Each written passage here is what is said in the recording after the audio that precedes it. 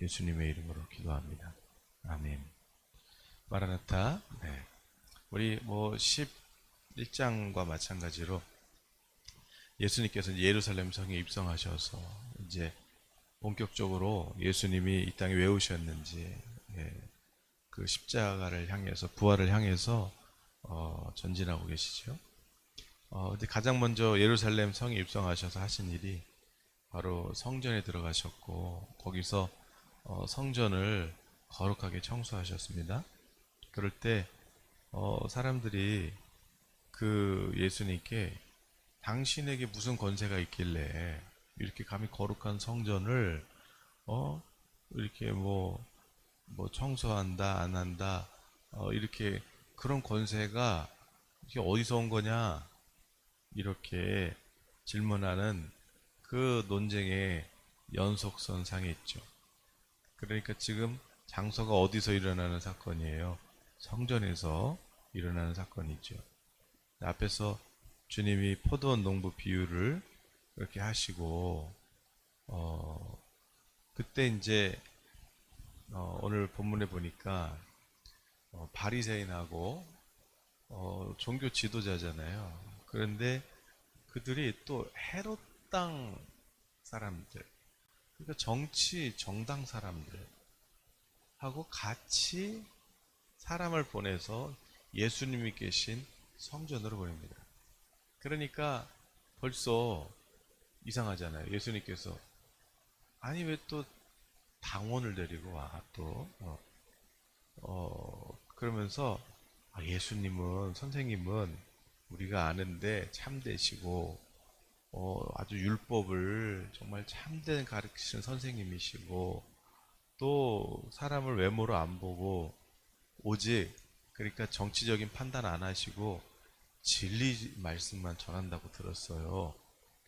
그 율법을 그렇게 정말 하나님 율법을 가르치시는 선생님이시니까, 근데 질문이 있어요. 궁금한 게 있는데, 그런데 가이사 황제한테 세금을 바치는 게 이게 옳은 거예요? 옳지 않은 거예요? 이렇게 질문해요. 그러니까 벌써 이들의 지금 속내는 뭡니까? 예수님이 뭐라고 대답하기를 원하는 거예요. 예수님이 우리는 율법 안에 하나님의 나라 백성이지, 우리가 이 다윗처럼 왕이 되려고 하는 걸 아니까, 그래서 로마의 반역자다, 이런 대답을 원했던 거예요. 그래야지 로마의 반역자라고 가이사한테, 헤롯에게 그렇게 고발해가지고 예수님을 죽이겠잖아요. 그래서 예수님께 질문해요. 그런데 예수님께서 그냥 벌써 왜 이런 말을 하는지 아시죠? 예수님께서 그 외식함을 아시고 왜 나를 시험하냐, 그러면서 데나리온 동전이죠. 동전 하나를 가져와봐 그랬어요. 근데 그 당시 우리도 동전 보면은 왜 위인들 얼굴하고 그 글씨 써 있잖아요.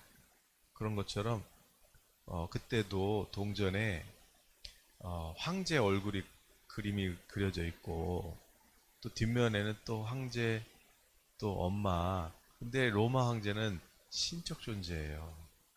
그러니까 또 그 엄마는 또 어떻겠어요? 여신 정도겠죠. 그러니까 뭔가 세상에다가 평화를 가져다 주고, 뭔가 어떤 그런 복을 가져다 주는 그런 신적 존재로 그렇게 동전에 그림이 그려져 있고, 황제 얼굴뿐만 아니라 뒷면에는 그렇게 여신처럼 있단 말이에요. 그리고 거기 글씨가 써 있어요. 로마 황제 가이사 황제. 카이사 이렇게 이름이 있겠죠. 예수님께서 동전 가지고 와봐. 그래서 지금 누구예요? 바리새인들이잖아요. 그러니까 종교 지도자들이에요. 거룩 운동하는 사람들이죠. 기도 운동하는 사람들이에요. 금식 운동하는 사람들이고 11조 운동하는 사람들이에요. 온전히 지키라고. 그런데 누구 데리고 왔어요? 헤롯 당원 데리고 왔어요. 정당. 우파냐 좌파냐 모르겠지만 어쨌든 데리고 와서 예수님을 시험하는 거죠. 예수님께서 동전을 이렇게 가져왔어요. 그런 그러면서 예수님께서 물어보세요. 질문하세요. 그러면 이 동전이 이 여기 있는 이 형상이 그리고 여기 글에 누구 거라고 써 있니? 그랬더니 그림은 가이사 그림이 있고요. 가이사 형상이 있고요.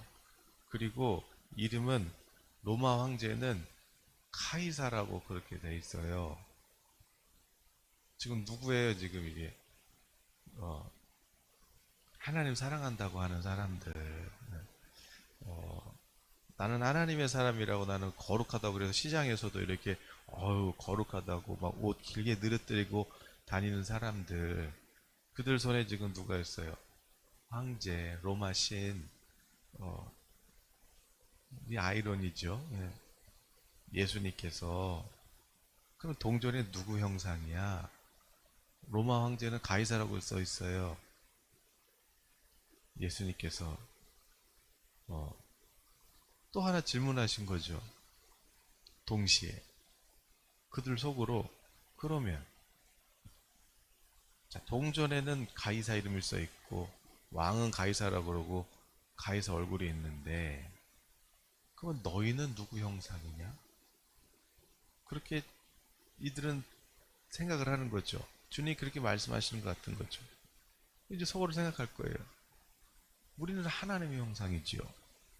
우리는 거룩하신 하나님의 이름을 우리는 새김받은, 인침받은 사람들이지요.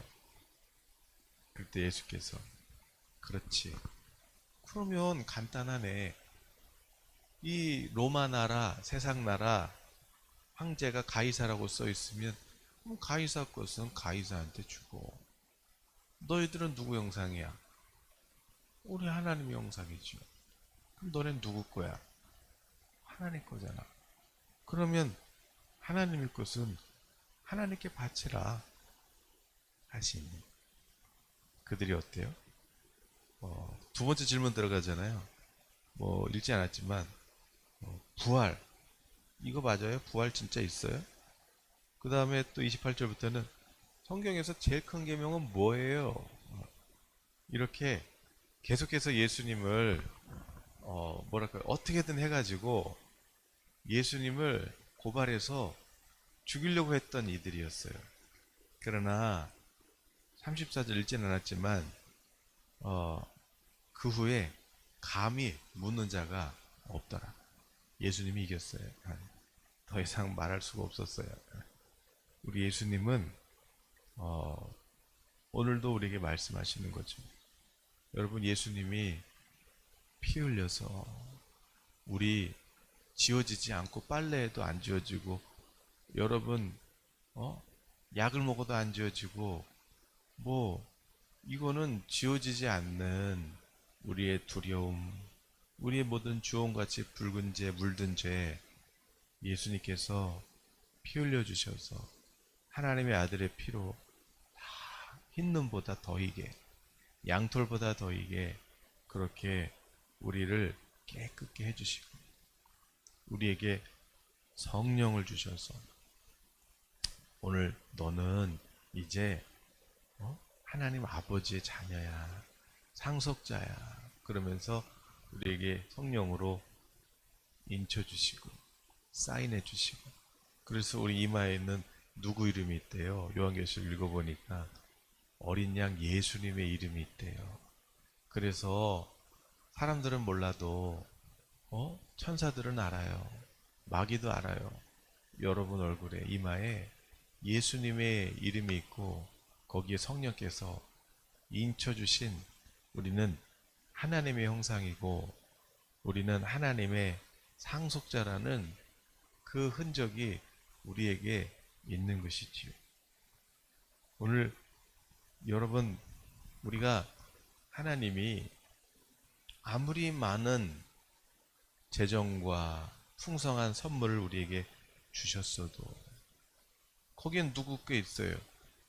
뭐 거기엔 다 뭐 그냥 사람들 있죠. 뭐 한국은행 거예요. 그러면 한국 거네, 그죠? 그러면 그거는 세상 거고, 그러니까 필요한데 쓰면 되는 거고, 세금 내면 되는 거고, 그러면 어, 중요한 건 여러분이죠. 여러분은 누가 주인이에요? 하나님 아버지. 그리고 예수님이 주인이시잖아요. 오늘 여러분엔 하나님의 형상이 있잖아요. 예수님의 형상이 있잖아요. 그러니까 여러분은 누구한테 드려야 돼요? 주님께.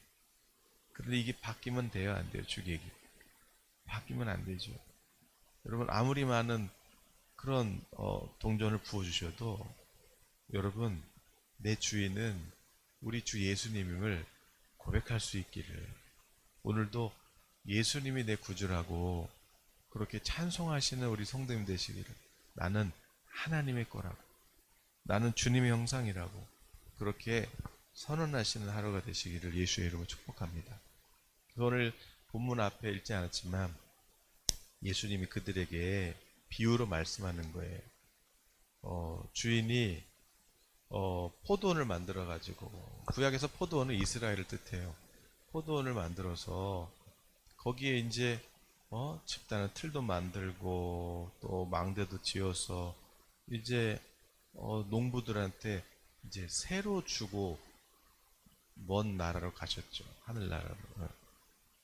그리고 이제 다시 올 건데 그때까지 새를 좀 이렇게 내라고 새를 내라고 이렇게 이제 좀 관리하라고 포도원을 잘 해서 열매를 많이 맺으라고 그렇게 맡기고 갔는데 농부들은 누구겠어요? 그러면 농부들은 바로 바리새인이나 또 이런 이스라엘 백성들이겠죠, 종들이겠죠.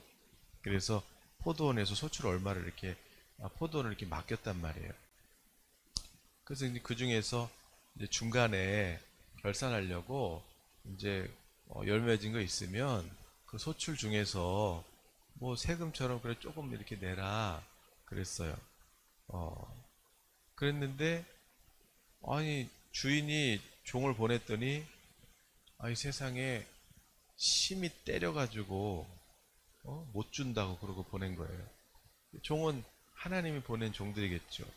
뭐 선지자들, 뭐 예레미야, 이사야, 그리고 마지막에 얼마 전에 이들이 죽였던 세례 요한까지. 거의 막 때린 거예요. 그래서 다른 종을 보냈어요. 근데 머리에 상처를 내고 능욕했어요. 또 다른 종을 보내서 죽였어요. 바로 세례 요한까지 다 죽인 거죠. 그런데 주인이 이 정도면 좀 화를 내야 되는데 아이, 설마 그러고 아들을 보낸 거예요. 내가 사랑하는 아들. 내가 사랑하는 아들은 존중해 주겠지? 그리고 마지막에 사랑하시는 아들 예수님까지 보내주셨어요. 그런데 농부들이 그래요. 야, 아들이야. 그러면 아들 죽이면 우리가 상속자 되는 거 아니야? 그래가지고 아들을 죽이자. 그러면 유산이 우리께 될 거야. 이에 잡아 죽여 포도원 밖에 던졌죠. 예수님을 저 갈보리 언덕에 십자가에 못 박아 내던졌어요. 그러나 그러면 포도원 주인이 이 소식을 알면 어떻게 하겠니? 농부들을 왕이 직접 와가지고 주인이 직접 와서 농부들을 진멸하고 포도원을 다른 사람에게 주지 않겠니? 성경에 시편에서 건축자들이 아유 이거 쓸모없는 돌이네 하고 갖다 버린 돌을 건축자가 아유 이 돌을 사람들이 필요 없다고 버린 돌을 그거를 모퉁이에 머릿돌 삼아가지고 머릿돌 삼아서 그 위에다가 건물을 건축하듯이 너희가 던져버린 그 십자가에 못 박은 예수 그리스도께서 그래서 하나님의 나라 하나님의 집을 세우는 그런 머릿돌로 세우셨다는 말씀을 읽어보지 못했느냐 하시니라. 그런데 중요한 건 12절에 그들이 누구 얘기인지 다 알아들었더라. 포도원이 이스라엘이고 그 농부들이 바리새인이고 또 종교자들이고 그리고 종들은 선지자들이고, 그리고 그 아들은 지금 자기들이 죽이려고 하는 예수님이라는 것을 그들은 자기를 가리켜 말씀하신 줄 알고, 그러면 어떻게 해야 돼요? 두려우면 회개해야 되는데 오히려 예수님을 죽이려고 사람을 보내서 그렇게 오늘 예수님을 시험하고 있는 것이지. 성령님께서 오늘 우리 마음에 저도 생각해 봤어요. 나도 중간 결산을 주님께 드려야 될 텐데 내가 드릴 수 있는 건 뭘까? 오늘 하루 주님께 한번 묵상하면서 답하고자 합니다. 오늘 우리 성도님들께서도 주님의 질문, 그래, 네 손에 동전이 있지. 이건 누구 거니? 이건 뭐 세상 거지. 너희는 누구 형상이니? 하나님 형상이야. 그건 누구 거야? 하나님 거야. 하나님께 드려. 기도하겠습니다. 하나님 아버지, 우리 예수님의 형상입니다. 하나님의 형상입니다. 성령께서 인쳐 주셨습니다. 날인해 주셨습니다. 우리 이마에 예수 그리스도의 이름이 새겨져 있습니다. 그래서 우리가 가는 곳에 천국의 표적이 일어나고 우리가 그 이름으로 기도할 때 천사들도 일합니다. 하나님 아버지, 우리에게 예수 그리스도의 이름의 도장이 있어서 그 이름으로 무엇을 구하든지 하늘문이 열리고 하나님께서 도와주십니다. 그럼에도 불구하고 하나님, 내가 누군지 몰랐다면 다시 한번 우리 하나님의 형상으로 우리가 거듭난 하나님의 상속자예요. 왕같은 제사장이요, 거룩한 나라요, 천국의 대사임을 다시 한번 기억하고 오늘 그렇게 거룩하게 살아가는 우리 성도님들 되게 하여 주시옵소서. 또 재정을 다스릴 수 있는 믿음을 허락하여 주시옵소서. 예수님의 이름으로 기도합니다. 아멘.